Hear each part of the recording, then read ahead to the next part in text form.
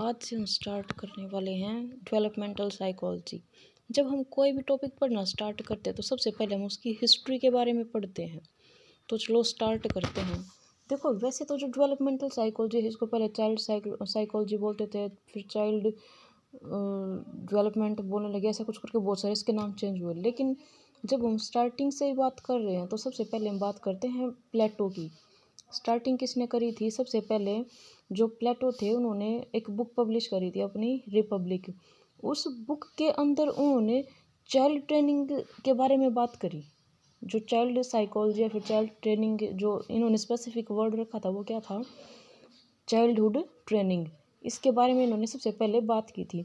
इसका इफ़ेक्ट क्या बोला इन्होंने ये बोला कि बच्चे की जिस भी तरीके की ट्रेनिंग की जाती है ना, उसका जो इफ़ेक्ट होता है उस ट्रेनिंग का, उसकी जो वोकेशनल लाइफ होती है, यानी कि उसकी जो वोकेशनल कैपेबिलिटीज़ होती हैं उन पे बहुत इफ़ेक्ट पड़ता है। और किस पे इफ़ेक्ट पड़ता है? उसका एडजस्टमेंट पे। जब बच्चा बड़ा हो जाता है तो वो अपनी सोसाइटी में, अपने नेबर्स के पास या फिर अपने एनवायरनमेंट में हर तरीके से एडजस्ट करना सीख लेता है। और इन दोनों चीज़ों के ऊपर किसका इफ़ेक्ट पड़ता है कि बच्चे की जो ट्रेनिंग हुई है वो कैसे हुई है। ये इन प्लेटो उसके बाद कौन आए? John Amos Comenius 1628। इन्होंने क्या किया? इन्होंने स्कूल ऑफ इन्फेंसी इसके बारे में बात की। इसके बाद आए जॉन लॉके। ये बहुत इम्पोर्टेंट है। प्लेटो के बाद सबसे इम्पोर्टेंट ये हैं। 1632 to 1704 इन्होंने क्या बोला? Environment is a very important to personality development. इन्होंने बोला कि किसी भी इंडिविजुअल छोड़ो, इन्होंने तो यहाँ से चाइल्ड की बात हो रही है ना, तो सबसे पहले हम बात ही करेंगे चाइल्ड की ही। तो इन्होंने जो बच्चा होता है उसके पर्सनैलिटी डेवलपमेंट के लिए सबसे इम्पोर्टेंट किसको माना? एनवायरनमेंट को। और इन्होंने किस किस चीज़ पे फोकस किया था? बच्चे के इंटरेस्ट पे, उसकी डिज़ायर क्या क्या है, उसकी एबिलिटी क्या है, उसकी कैपेबिलिटीज़ क्या हैं, इस चीज़ के ऊपर इन्होंने बहुत ज़्यादा फोकस किया था। फिर उसके बाद आए पेस्टोलॉजी 1774। ये क्या था? इन्होंने सबसे पहले बच्चे का जो साइंटिफिक मॉडल होता है ना चाइल्ड डेवलपमेंट का, उसके बारे में सबसे पहले साइंटिफिक वे में बात की थी। इन्होंने किस किस पॉइंट को हाईलाइट किया है, किस पे ज़्यादा फोकस किया था? Solution of problem related to education. इनका जो मेन फोकस था वो किस पे था? जो एजुकेशन से रिलेटेड प्रॉब्लम्स होती है ना बच्चों की, उनके सॉल्यूशन की तरफ था। पेस्टोरजी 1774 और कौन था? टाइडमैन 1787। इन दोनों ने किस चीज़ से रिलेटेड स्टडीज़ करी थी? बेबी बायोग्राफी से रिलेटेड। ठीक है। उसके बाद थे कैटलेट 1796 to 1874। इन्होंने ह्यूमंस के बारे में क्या क्या बातें बोली कि जो ह्यूमंस होते हैं उनका फिजिकल, मेंटल, इमोशनल, मोरल हर तरीके का जो स्टेट होती है वो किसके साथ चेंज हो जाती है? एज के साथ साथ चेंज हो जाती है। एज के साथ और क्या चेंज होता है उसकी किसी भी बच्चे की, या फिर जब वो बड़ा हो जाता है तो वो इंडिविजुअल होता है, जो उसकी कैपेबिलिटीज़, उसकी वर्क पावर यानी कि उसका पोटेंशियल, ये टाइम के साथ चेंज होता रहता है। जो किटलेट थे इनको क्या बोला गया था? Founder of life span of psychology. ये बहुत इंपॉर्टेंट चीज़ है, इसको हमेशा याद रखना। अगर कोई नेट की तैयारी करेगा ना तो उसके परस्पेक्टिव से भी ये बहुत इंपॉर्टेंट टॉपिक है। History of developmental psychology. इसके बाद आगे देखो, इसके बाद थे टेने 1869। उन्होंने एक बुक पब्लिश करी थी अपनी, उसमें क्या था? इन्फेंट चाइल्ड डेवलपमेंट, इस बारे में उन्होंने बात की थी। फिर उसके बाद थे चार्ल्स डार्विन। ये भी इम्पोर्टेंट है 1870। इन्होंने किसकी प्रेज की थी? इवेल्युएशन की।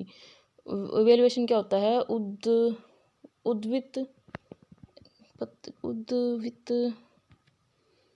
उद्विकास। हिंदी में इसको क्या बोलते हैं? इवोल्यूशन को उद्विकास।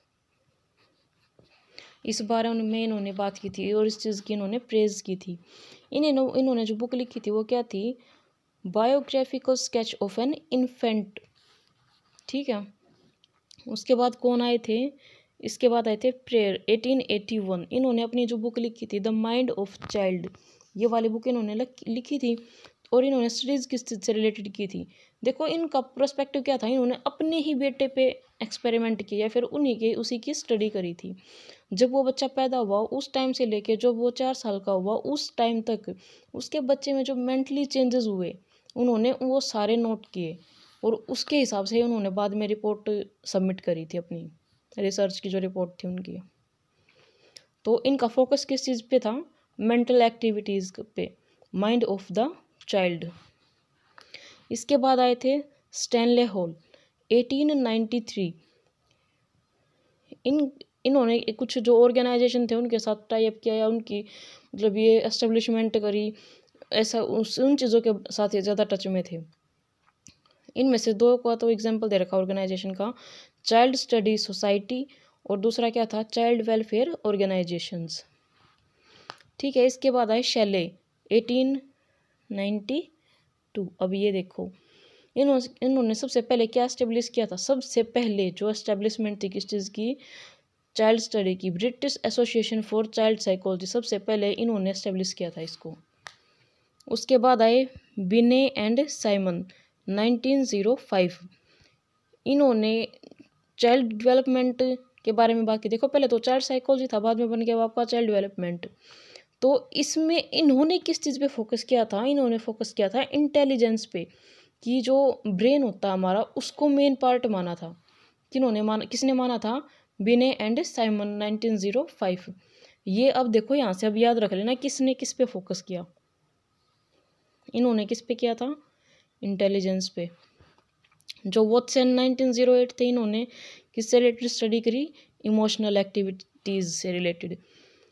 ये सारी बातें बच्चे के ही चल रही हैं, कहीं आप इंडिविजुअल मान लो, इनको ऐसे थ्योरीज का नाम चेंज मत कर लेना इनका। ये चाइल्ड डेवलपमेंट पढ़ रहे हैं ना, बिल्कुल स्टार्टिंग में डेवलपमेंट को चाइल्ड डेवलपमेंट, चाइल्ड साइकोलॉजी इन्हीं नामों से जाना जाता था। तो देखो जो बेने एंड साइमन थे उन्होंने किस पे स्टडी करी, किस चीज़ पे स्टडीज़ करी थी, इंटेलिजेंस पे। फोकस किस पे था, इंटेलिजेंस पे। जो वॉटसन थे उनका फोकस किस पे था, इमोशनल एक्टिविटीज़ पे।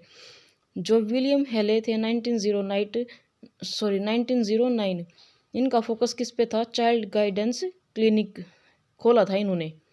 इनका तो ये था कि इन्होंने जो शिकागो है वहाँ पे फर्स्ट चाइल्ड गाइडेंस क्लिनिक खोला था। फिर थे Margaret Mead 1928, effect of society on child's behaviour. ये बात बोली थी इन्होंने, क्या बोला था इन्होंने कि जो सोसाइटी है उसका बच्चे के बिहेवियर पे बहुत इफेक्ट पड़ता है। फिर थे हार्टमैन 1930, हुकर 1944, वेंडलेन 1950। इन सब ने किस चीज़ से रिलेटेड स्टडी करी थी, प्रेगनेंसी, यानी कि जब बच्चे की प्रीनेटल स्टेज होती है, चाइल्ड्स फिजिकल चेंजेस, जब बच्चा माँ के पेट में होता है उस टाइम से लेके इन्होंने जो बच्चे की फिजिकल चेंजेस थे उसके बारे में इन्होंने स्टडी की थी। Goldstein 1939, Davis and Patter 1948, Wells and Frelick 1951। इन्होंने किस चीज़ से रिलेटेड स्टडी करी थी, मेंटल डेवलपमेंट ऑफ इन्फेंट, जो बच्चा इन्फेंट बर्थ लेने के बाद जो होता है उसकी स्टडी किसने करी थी, इन तीनों ने। किससे related, mental development of infants. अब देखो इससे आगे क्या है, डेनिश 1936, 1940 और Hurlock 1933, paper 1936 and 38, parade 1934 and 36, Wagner 1937 and 39। इन सब ने किस चीज़ से रिलेटेड स्टडी की थी, नियोनेट, बिल्कुल जो पैदा हुआ बच्चा होता है 15 दिन तक का, उसके जो फिजिकल साइकोलॉजिकल जो ट्रेट्स थी या फिर कैरेक्टरिस्टिक्स थी उस चीज़ की स्टडी की थी इन्होंने।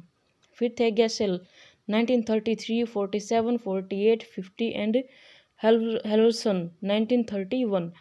इन्होंने किस चीज़ की स्टडी करी थी, बच्चे की फिजिकल ग्रोथ की। फिर इसके बाद थे हैन 1948, कैर थे 1947, 49, 52 एंड रोस्टेन 1950। इन सब ने किस चीज़ से रिलेटेड स्टडी करी थी, जो बच्चा होता है उसकी जो लैंग्वेज डेवलपमेंट होता है और सोशल डेवलपमेंट होता है, इन दो चीज़ों के बारे में उन्होंने स्टडी करी थी। उसके बाद थे spelt 1948 and Miller and dollar 1941। इन्होंने किस चीज़ का सॉल्यूशन ढूंढा था, लर्निंग रिलेटेड प्रॉब्लम्स का। अब देखो यहाँ तक तो जो बच्चे की फिजिकल मेंटल ये वाली चीज़ हो गई। अब इससे आगे क्या हो गया, लैंग्वेज पे लर्निंग पे, इन चीज़ों पे आ गई है। किस चीज़ का सॉल्यूशन ढूंढा इन्होंने? Learning related problem. जो बच्चा जैसे याद करने की कुछ कोशिश करता है और उसको याद नहीं हो पाता, तो उसमें कौन सी प्रॉब्लम्स होती हैं, किस वजह से बच्चा चीज़ों को भूल जाता है, तो वो प्रॉब्लम्स क्या हैं और उनका सॉल्यूशन क्या निकलेगा, इससे रिलेटेड उन्होंने स्टडीज़ करी थी। उसके बाद थे नेविश 1967 एंड, तो इन्होंने किससे रिलेटेड स्टडी की थी? इन्फेंट की। और इन्फेंट में क्या? Perceptual development. परसेप्चुअल होता है जब हम किसी चीज़ को देख के ऑब्जर्व करते हैं कि जो परसेप्चुअल का मीनिंग क्या होता है? देखना, आंखों से देखना। इसके बाद ये बहुत इंपॉर्टेंट है, आइजिंक 1970 एंड पेडरसन 1970, पर्सनैलिटी रिलेटेड स्टडी की थी इन्होंने। ये बहुत इंपॉर्टेंट चीज़ है। जो आपका पर्सनैलिटी चैप्टर है ना फर्स्ट ईयर में, वहाँ पे इनकी डेफिनेशन होती है आइजिंक की। तो ये आपकी हिस्ट्री थी डेवलपमेंटल साइकोलॉजी को की। जो सिर्फ एग्ज़ाम पर्सपेक्टिव से देख रहे हैं कि हाँ ठीक है एग्ज़ाम में लिखना, वो कुछ कुछ याद कर लेना, सारा याद करने की ज़रूरत नहीं है। ये है कि 10-12 पॉइंट याद कर लेना इनमें से और आपका काम चल जाएगा। लेकिन जो बच्चे नेट की तैयारी करेंगे आगे, वो इसको बिल्कुल भी मिस मत करना, क्योंकि ये इतनी डिटेल में मेरे को नहीं लगता कोई ऐसे बताएगा। ऐसे ही बोल देते हैं कि वहाँ से नेट से कलेक्ट कर लेना, ये कर लेना, वो कर लेना। जो इम्पोर्टेंट बताए मैंने आपको ये सारे, जो मोस्टली नेट में अगर इनसे रिलेटेड टॉपिक से, इस टॉपिक से रिलेटेड जो पॉइंट आते हैं वो इन्हीं में से आ लेंगे। बहुत रेयर केस में ऐसे होता है कि इससे बाहर कुछ जाता है। तो इस वीडियो में हमने सिर्फ हिस्ट्री डिस्कस करी है, आगे का हम इसके अगली वीडियो में करेंगे। आज के लिए सिर्फ इतना ही। Thank you.